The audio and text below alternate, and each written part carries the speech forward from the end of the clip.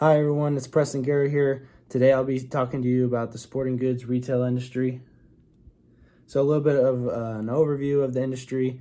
It's basically just stores that primarily retail new sporting goods. So it's different types of equipment, from exercise equipment, apparel, footwear, other goods and accessories that come with different outdoor sports, indoor sports, you name it. The products are sourced from sporting goods manufacturers and wholesalers, and then sold to the general public via the retail stores, department stores, and like mass merchandisers and retailers that exclusively sell these products and apparel are not included in this industry. So, overview continued.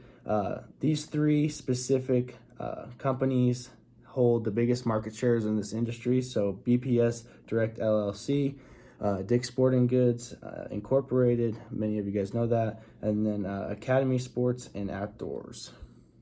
So, summary, more of just like the major concerns of this industry as of right now. COVID-19, the health and safety of their workers and customers, that's their biggest concern as of right now, being that there's a pandemic going on. Many of these retailers have had to remedy the effects of this. The current count, although it continues to change by the minute, close to 2 million total COVID cases worldwide. In the United States alone, there's close to 615,000 total cases. And then China, being one of the biggest manufacturers in trade associates with the United States in general, close to 83,000. So kind of shows there'll be effects because of obviously the pandemic that's going on with different trade in terms of manufacturing different goods and whatnot in this industry. So problems that have come of like COVID in this industry as of right now: supply chain disruption, avoiding brick and mortar stores. So obviously, if there's a pandemic going around, not a lot of people are going out and trying to be in large crowds or really near anyone.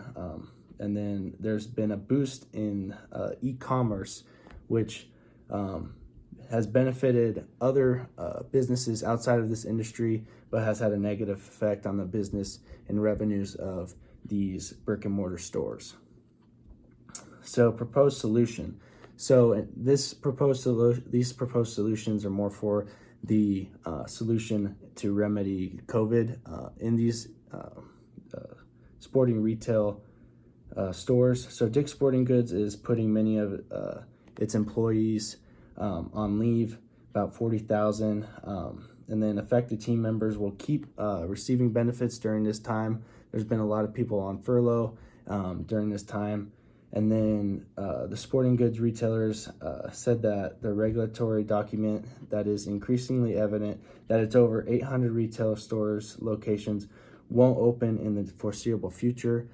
So Dick's Sporting Goods, as of right now, is going to remain closed until they can assure that the health of their workers and customers is acceptable. So some statistics and data that I found. So this is particularly for the United Kingdom in terms of the overall retail, in terms of total retail, food, grocery, and clothing and footwear, which would fall under the sporting goods retailer in terms of the clothing and footwear. As you can see, through 2020, there has been a drop during the COVID impact during this time. This is relevant for the next thing, the real world examples.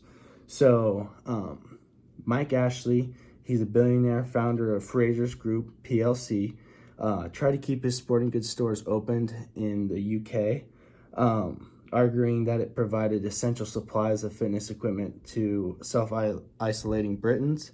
During this time, he received a lot of backlash from politicians. Obviously, there's a pandemic going on, so people felt that it wasn't essential to have sporting goods stores open compared to that of grocery stores and other things like that. So he received a lot of backlash for it, and in as many attempts as he did to keep his stores open, he eventually closed all of his stores when UK's nationwide lockdown took effect. So some trends that we can see right now, it's a shift to online retail. We see that as obviously COVID has had a big impact on many different industries.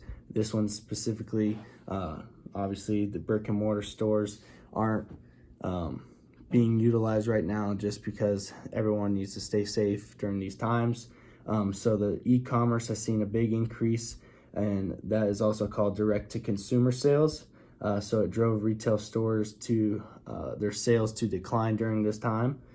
Some successes though, the revenues are anticipated to increase at an annualized rate of 1.2% over the next 5 years. Some opportunities that have come of this, U.S. sports participation is expected to increase by 1.8% over the next 5 years. So there's opportunity that is coming in the near future over the course of the next 5 years. Hopefully it can jump rapidly after this pandemic is over, as much of us are missing our sports right now. In terms of recreation programs, overall this industry really pertains to these programs in terms of just outdoor, indoor sports in general. So in terms of whitewater rafting, backpacking, mountain biking, canoeing, kayaking, you name it, this industry looks to help provide the equipment and just make it more accommodable for the participant in whatever they're trying to do. Some more demographics. So target markets, main sales categories break down customer groups by sports participation. So they're breaking it down, the customer group by the sport specific. So every sport has different equipment and different things they utilize. So they break it down by that. And then marketing strategies. So they want to attract the attention of potential customers based on their relationship to the sport. So the customer type, and then on their buying method / location. So retail and online. So majority of this industry, these retailers have some form of online shopping to an extent. A lot of the mom and pop local small sporting good retailers obviously don't, so they're the ones that have been drastically hit by the e-commerce increase. But big market share holders like Dick's Sporting Goods and stuff like that obviously maybe have had an increase in sales of that nature and have received the benefit because of this pandemic. But in terms of the real players, in terms of the e-commerce world that have really seen benefits from this pandemic, obviously Amazon, it's a big player in the e-commerce world and has been taking a lot of the revenue away from local mom and pop stores that I'll talk to you about later. Some risk management issues.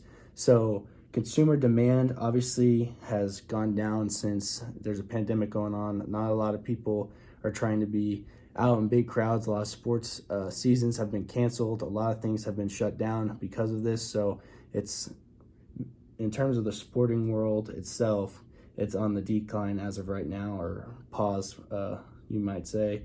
The economic downturns, that's a big risk management issue with it. Obviously, we're going through some economic downfalls as of right now. So, I mean, it's hitting a lot of industries hard. It's a highly competitive industry. Like I said before, there's some big players in it, obviously Dick's Sporting Goods and those other two, but there's a lot of mom and pop stores, local stores that sell sporting goods equipment and retail those, so it's very competitive. The global trade, there's a lot of global trade tensions. So being that China is a big manufacturer, there's a lot of tension, especially when pandemics come and go like this, and also like different trade tariffs and whatnot. Then obviously the biggest current event going on right now is the COVID-19 pandemic. So the job posting that I found right now during this time, obviously that a lot of people have shut their doors, not a lot of job postings. The one that I was able to find that seemed kind of one that I'd be interested in general, there's one from Big Five, just a simple retail customer service part-time position. It just says flexible scheduling, terrific work environment, sports equipment product training, and then merchandise and recreational area discounts as a benefit. So it seemed interesting job position. The reason why I chose this specific industry was a lot of my friends have been in this industry working, and obviously I've used this industry before, being that I'm an athlete. So obviously the biggest player in corporation, Dick's Sporting Goods, I've used that place a lot. One being that they're in Pueblo, and two, I've had many friends that have worked there. Another picture that I've shown just to kind of show in terms of the supply chain disruptions, and the fact that the trade, sometimes there's conflicts in trade in the different manufacturers. So sourcing from China. So these are the selected retailers, percent of goods sourced from China. So this just shows what we're bringing in as the United States and other countries, but what is coming from China. So Nike is a sports athletic retailer. Obviously it's not Dick's Sporting Goods, and it doesn't have the equipment and doesn't supply as much as Dick's Sporting Goods would, but Nike, Under Armour, you can see just in general all the products and different manufacturers that produce their products through China. So it kind of shows a correlation there. And then so I'll show you a brief video of the Adidas CEO and its relation to the COVID impact that it's had. He says in it that it hasn't had a lot of impact in terms of the trade disruption of the supply chain. I think it's kind of just a way for him to say that his company isn't doing as bad as it is, but I'll just let you guys see for yourself.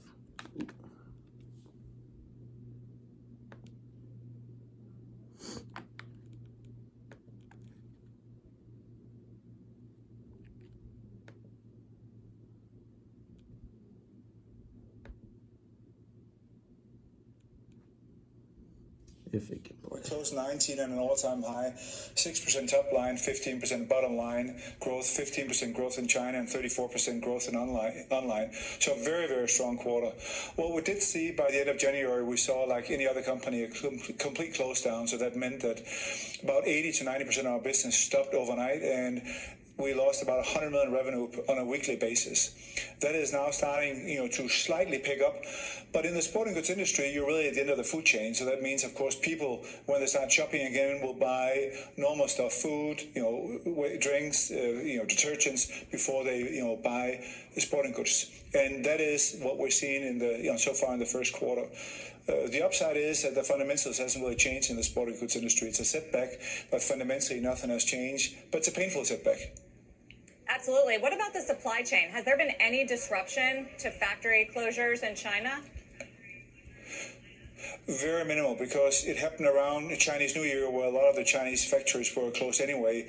We do about 23% of our business in China, and 19% of our manufacturing capacities in China. So if you look upon it in the bigger picture, there's been some quote noise, but there's been really nothing that is changing the bigger picture from a supply chain standpoint, not for our industry.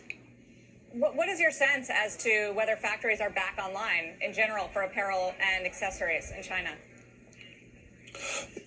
So for the visibility that we have, the factories are completely online, and so are the distribution setups. So all the factories, all the distribution is running. Of course, we need to get the consumer to start buying again. As I said, if you've been sitting 2 weeks in an apartment, your first thought is not to buy a new pair of running shoes. Your first thought is probably do some very basic shopping. And that's why, as attractive as supporting good industry is, we'll probably have a bit of a lag compared to other consumer goods products. But as I said before, it doesn't really change the bigger picture, which is still very positive. What about sales in Europe? What have you seen in recent days and weeks as the coronavirus has spread there? Oh, very little impact at this stage. What we are seeing a slight slowdown in physical traffic. We're seeing an uptick in on the online traffic. The real country that is impacted is, for obvious reasons, Italy. But the overall shopping picture has not fundamentally changed in Europe. You are seeing, as I said, a slight slowdown. One of the questions Wall Street is grappling with is Europe in recession? How do you answer that? There's no doubt that the European economy will be impacted what's going on right now. Whether it'll go into a recession, it's been the lowest growth economy for the last couple of years, and I think that the European banks right now are issuing credits and lowering the price of money. However, the big difference to 2008 when the financial crisis was around, it was a cash-constrained market with a very high price point. Right now, people can get access to money. The price is very low, so it is going to be harder to put a stimulus in to the European economy to get it to grow.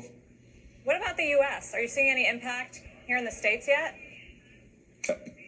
At this stage, not.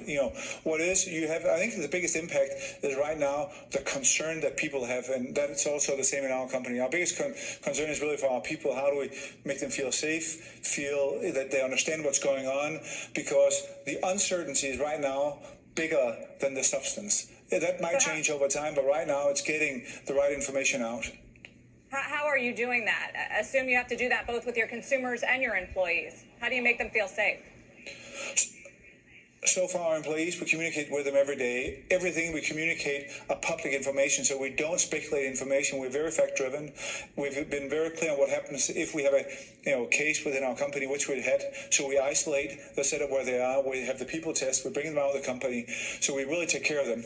Because this is going to happen to every large company in the world at this stage. So being transparent, being open, and make people aware of that we care and that we do try to work out solutions should something, come.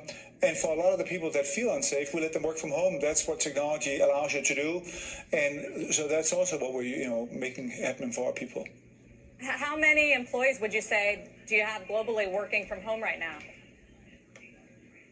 Now, right now, it's still a very small part. So we have about 60,000 employees, and I would guess that less than 10% is working from home. But of course, if you have an instance, that number, of course, dramatically goes up. But right now, most of our people here in Hertz are working from, 95% are working from the office because they feel safe, they feel well taken care of. And should the situation change and should we have an instance here, of course, we'll move to a different plan. But what we have to do is we have to make sure that we, maintain the focus at our business while taking care of our employees, because we still have a business to run. And for the vast part of the world is still not impacted on the coronavirus. So that is also a fact. So in places that are impacted, have you seen an uptick in online spending? And do you need to make any adjustments to meet that? So we have seen a delayed uptake. So in the beginning, there was a complete downshift because no logistics works. So what we are seeing now, we are seeing a higher traffic. So if you look in China, while our overall business is substantially down, actually the traffic on our website is up double-digit compared to last year. And that's where you start seeing the change in the consumer, that they might want to start shop again, but they don't want to go to the store, so they are moving online. So this is going to force a quicker transformation to a more digital environment, which is what we had invested in the last 4 years and made huge progress on. As I said, we grew our online business last year 34%. So there he kind of he closes out about the boost in e-commerce. Like I said, he's kind of optimistic about the supply chain and how it hasn't really been affected. But I guess that's what you got to do when you're a CEO. And you've had some losses, so you got to, kind of blame it on the consumer and just say, hey, we just need more consumer at this moment. But let me just get back to the PowerPoint. So the next video, this one's really short, is just kind of showing the mom and pop store, Modell Sporting Goods. They had a declare for bankruptcy as, the boost in e-commerce in terms of Amazon and just like these big players in terms of like Adidas even, but Dick's Sporting Goods, even Nike. Their internet and online platforms obviously help give them an edge on these little mom and pop stores.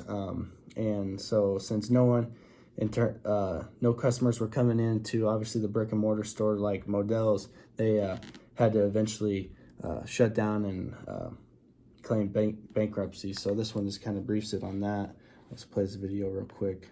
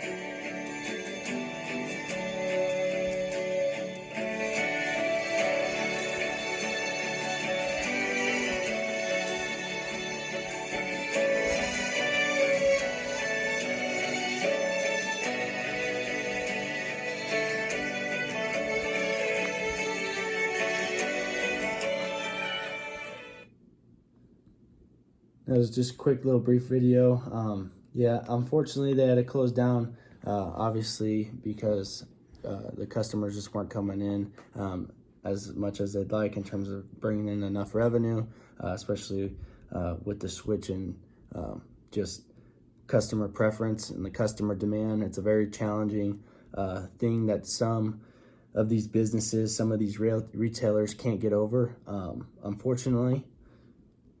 And to close it out, just this industry, we've talked about a bunch of different types of recreation and in terms of the activities, and this industry supplies consumers with the equipment to do these different activities. And since this pandemic has really affected every industry, this one has been specifically hidden because the consumer demand has obviously gone down because there's been a lot of restrictions on all of us in terms of just having to stay in our house and really not do much, distance ourselves from people. And it's kind of obviously recreation is prided in, bringing people together and doing various things outside and with others. So the fact that this pandemic is keeping us from others and keeping us from going and really doing what we want in terms of recreation, this industry has really been affected. So once again, my name is Preston Guerra, and today I talked about the sporting goods retail industry. Hope you guys stay safe and stay healthy. So thank you.